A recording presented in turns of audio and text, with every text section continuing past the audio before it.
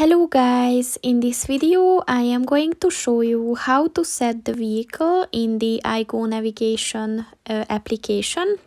But first I just want to mention, don't forget to subscribe to my channel, because at 10,000 subscribers I am going to show you my whole YouTube revenue statistics and growth strategy, as well as how to make money online. Let's jump into it. First of all, open the application on your phone. And then click on the three lines at the bottom of the page on the right. And then scroll down and click on the settings button. And then click on the route preferences button. And then click on the vehicle button. And as you can see, you can set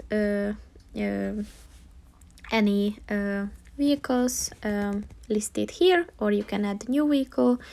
So just click on the one that you want to use, and then it is set. So that's pretty much it for this video, guys. See you in the next one. Goodbye.